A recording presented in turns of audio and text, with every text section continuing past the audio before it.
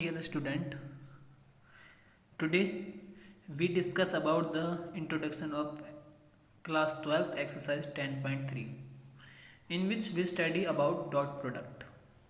What is the dot product? Student, we discuss about the vector in which today our topic is dot product. Other name of dot product is scalar product of two vectors.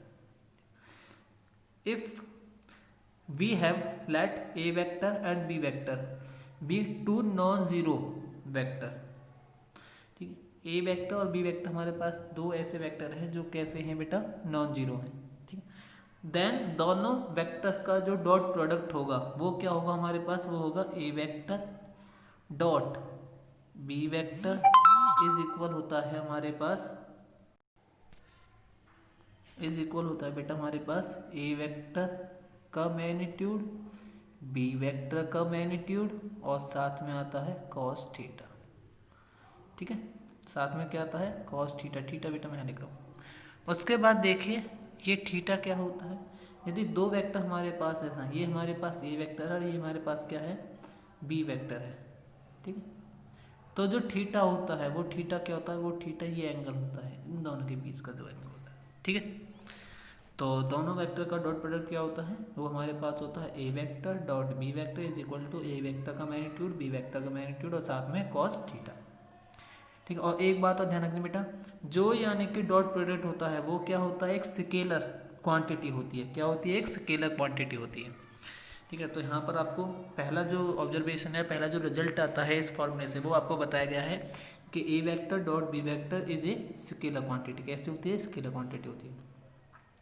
If theta is equal to 0 degree, यदि theta कितना है 0, तो cos 0 कितना होता है 1, और then A vector dot B vector is equal to A vector का magnitude और बी वेक्टर का मैग्नीट्यूड, ठीक है। If theta is equal to 180 degree, जब थीटा क्या होगा 180 डिग्री होगा, तो उस टाइम पे क्या होता है, A vector dot B vector is equal to minus A vector का मैग्नीट्यूड और बी वेक्टर का मैग्नीट्यूड, ठीक है। जो -1 वैल्यू होती है 180 पर। If theta is equal to 90 degree, then A dot B vector, A vector dot B vector is equal to 0। तो इस बात का मतलब क्या है, इस बात से बेटा दो मतलब निकलते हैं। फर्स्ट ऑफ ऑल, यदि if A vector dot B vector is equal to 0 है, तो इस बात के दो मतलब हैं, या तो ए वेक्टर 0 है या फिर बी वेक्टर 0 होगा, ठीक है। तब रिजल्ट 0 आ सकता है। या फिर क्या होगा कि थीटा इजगल टू कितना है, π/2, कितना है π/2। तब इसका मतलब क्या है, जब अगर थीटा π/2 तो इसका मतलब क्या है, ए वेक्टर परपेंडिकुलर है बी वेक्टर, ये दोनों वेक्टर कैसे हैं, एक दूसरे के ऊपर परपेंडिकुलर है, ठीक है, परपेंडिकुलर टू ईच अदर, ठीक। अच्छा, उसके बाद बेटा नेक्स्ट हमारे पास है, देखिए जो फिफ्थ यानी कि रिजल्ट निकल के आता है वो क्या है, यदि हम क्या निकालते हैं, आई वेक्टर का डॉट प्रोडक्ट निकालते हैं जे वेक्टर के साथ, ठीक है। तब क्या आएगा, आई वेक्टर का मैग्नीट्यूड, जे वेक्टर का मैग्नीट्यूड और cos 90, क्योंकि आई जे और के तीनों जो यानी कि यूनिट वेक्टर होते हैं वो एक दूसरे के पे क्या होते हैं, परपेंडिकुलर होते हैं। तो थीटा कितना होगा 90 डिग्री होगा, तब रिजल्ट क्या आएगा 0, ठीक है। तो इस बात से हमने क्या यानी कि रिजल्ट करा कि आई वेक्टर का डॉट प्रोडक्ट यदि किसी भी दूसरे वेक्टर के साथ निकालते हैं, किसी भी दूसरे यूनिट वेक्टर के साथ निकालते हैं, तो उस टाइम पे उसका रिजल्ट क्या आता है 0। तो I cap dot J cap is equal to J cap dot K cap is equal to K cap dot I cap is equal to 0, क्योंकि ये क्या है, म्यूचुअली परपेंडिकुलर है एक दूसरे के साथ, ठीक है। अच्छा, और आई का आई के साथ, आई का आई के साथ डॉट प्रोडक्ट, जे का जे के साथ और के का के के साथ, यानी क्या होगा, वो होगा 1, क्योंकि उस टाइम पे दोनों के बीच में जो एंगल होगा आई आई के बीच में, वो एंगल कितना होगा 0 डिग्री का होगा, ठीक है। अच्छा, तो इस टाइम रिजल्ट कितना आता है 1 आता है, ठीक है स्टूडेंट। इस प्रॉपर्टी को ध्यान रखना है बेटा, आई कैप का जे कैप के साथ डॉट प्रोडक्ट या जे का के साथ, के का आई के साथ क्या होता है 0, लेकिन सेम सेम का सेट क्या होगा 1 होगा। आगे देखिए,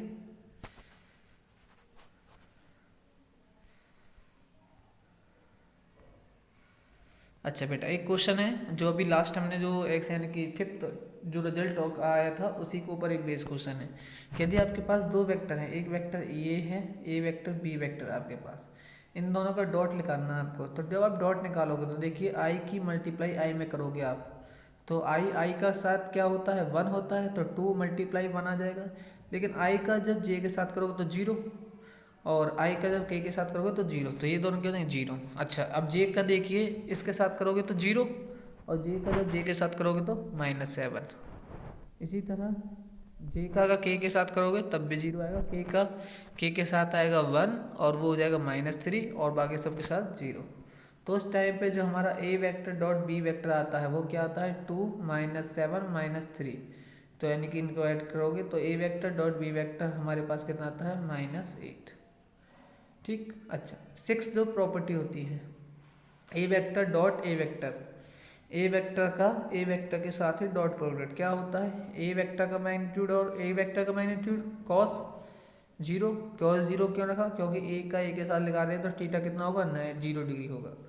अच्छा, इज इक्वल टू, तो ए वेक्टर का ए वेक्टर के साथ निकालोगे तो क्या होगा ए मैग्नीट्यूड का स्क्वायर, और cos 0 वैल्यू कितनी होती है 1। तो इसका मतलब क्या हुआ कि ए का ए के साथ निकालते हैं डॉट लगाते हैं तो क्या हो जाता है ए वेक्टर मैग्नीट्यूड का स्क्वायर हो जाता है। उसके बाद 7th हमारे पास cos थीटा के एंगल जब निकालोगे आप तो एंगल क्या आता है, तो ये फर्स्ट फॉर्मूला से है कि cos थीटा इक्वल क्या आता है ए वेक्टर का magnitude, A vector dot B vector upon में ए वेक्टर का मैग्नीट्यूड और बी वेक्टर का मैग्नीट्यूड। ठीक है, फर्स्ट ऑफ ऑल हमने ये चीज़ पढ़ी थी A vector dot B vector is equal to A vector का मैग्नीट्यूड और बी वेक्टर का मैग्नीट्यूड, और साथ में था cos थीटा। यहाँ से अगर cos थीटा का वैल्यू निकालोगे तो ये रिजल्ट करके आएगा यहाँ से। ठीक है, देखिए इस पर भी बेसिक क्वेश्चन है बेटा। क्वेश्चन है आपके पास, यदि if A vector dot B vector equal to कितने तरह का आपको √6 एंड ए वेक्टर का मैग्नीट्यूड इक्वल है √3 एंड बी वेक्टर का मैग्नीट्यूड इक्वल है 2, then find the angle between them.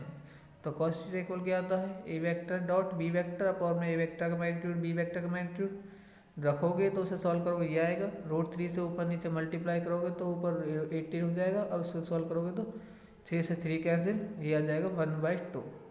लेकिन ये तो आई वैल्यू किसकी cos थीटा की, लेकिन हमें चाहिए थीटा की वैल्यू। तो थीटा की वैल्यू निकालने के लिए आप क्या करोगे, theta is equal to cos के इधर भेजोगे तो कितना हो जाएगा cos इनवर्स 1/√2। ये भी आपका आंसर है, या आपके आगे सॉल्व करना चाहते हो तो आप ऐसे लिख सकते हो थीटा इज इक्वल टू π/4 लिख सकते हो आप इसे। ये आप अच्छी तरह सॉल्व करना जानते हो किस तरह सॉल्व करते हैं इस चीज़ को।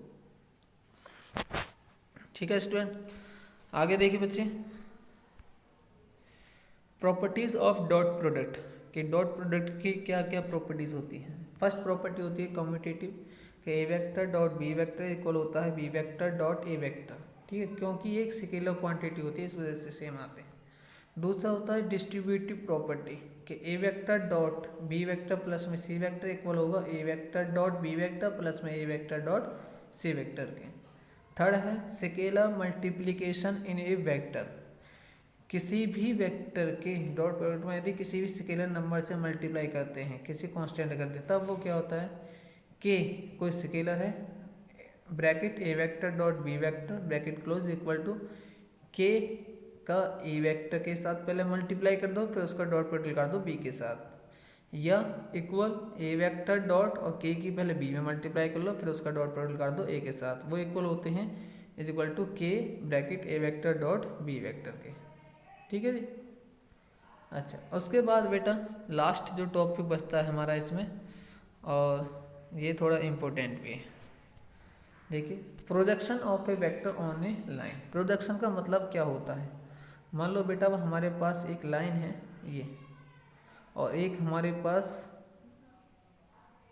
वेक्टर है ए बी वेक्टर। ठीक है, क्या है ए बी वेक्टर है, ये लाइन है, इस पे एक वेक्टर है यहाँ पर। अच्छा, इस वेक्टर की इस लाइन पर क्या इमेज बन रही है, ठीक है, उसी को बोला जाता है प्रोजेक्शन।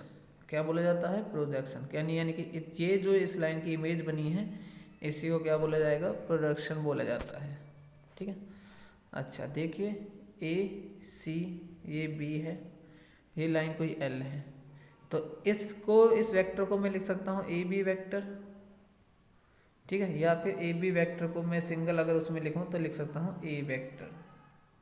ठीक है, सॉरी ए वैक्टर लिख रहा हूँ। ठीक है, अच्छा उसके बाद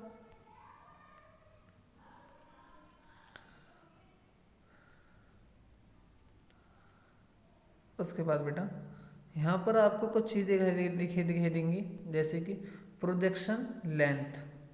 प्रोजेक्शन लेंथ क्या है कि लेंथ कितनी आई थी प्रोजेक्शन की, जो ए सी है वही क्या है, प्रोजेक्शन है। तो ए सी को कैसे निकाला जाता है, ए सी को निकाला जाता है ए बी वेक्टर का मैग्नीट्यूड और साथ में कॉस थीटा। ठीक है, ए बी और साथ में कॉस थीटा, ये यहाँ पर आपको दिख रहा है। और ए बी को मैं क्या लिख रहा हूँ, ए वेक्टर लिख रहा हूँ, तो ए वेक्टर का मैग्नीट्यूड और साथ में कॉस थीटा, ये याद आएगा। ये तो है लेंथ। मतलब प्रोजेक्शन वेक्टर किस तरह निकालते हैं, अब देखिए जो ये ए सी लाइन है, जो एल लाइन थी, इस लाइन को मैंने वेक्टर नाम दिया बी वेक्टर लिया इस पर, और इस बी वेक्टर का एक यूनिट वेक्टर है, क्या है वो, पी वेक्टर। यदि मैं इस पी वेक्टर के प्रोजेक्शन लेंथ में क्या कर देता हूँ, मल्टीप्लाई कर देता हूँ। ठीक है, जो ये पी वेक्टर है इसके यूनिट वेक्टर से क्या करता हूँ मैं, इस कॉस थीटा में यदि जो मेरे पास प्रोजेक्शन ऑफ लेंथ थी उसमें मल्टीप्लाई कर देता हूँ, तो वही मेरे पास क्या बन जाएगा, प्रोजेक्शन वेक्टर बन जाएगा। ठीक है, अच्छा अब इसके फॉर्मूले आपको याद रखने हैं। बेसिकली ये चीज़ तो नॉलेज के लिए थी, लेकिन फॉर्मूले हमारे बेसिकली हैं। तो projection of A vector on B vector, A vector की प्रोजेक्शन किसके ऊपर लगाना है, बी वेक्टर पे, तो क्या आता है, is equal A vector dot B vector नहीं है बेटा, बी कैप है, क्या है, बी कैप। और यानी कि यहाँ पर ये फॉर्मूला कुछ इस तरह है कि projection of A vector on B vector, A vector on B vector is equal है A vector dot B cap, और बी कैप को आप लिख सकते हो A vector dot B vector upon में बी वेक्टर का मैग्नीट्यूड, ये है फॉर्मूला। ठीक है, अच्छा सेकंड, अगर B vector on A vector निकालना है, यानी कि B vector on A vector निकालना है, तब आप क्या करोगे, B vector dot A cap, और ए कैप को मैं लिख सकता हूँ B vector dot A vector upon में ए वेक्टर का मैग्नीट्यूड, इस तरह। ठीक है बच्चों, तो इस तरह जो आपकी एक्सरसाइज 10.3 है उसका इंट्रोडक्शन कंप्लीट होता है। यदि आपको कोई भी प्रॉब्लम आए, ठीक है, तो आप मुझसे मेरे व्हाट्सएप नंबर पर मैसेज करके मुझे अपने डाउट को पूछ सकते हो। ठीक है, okay student, thank you everyone.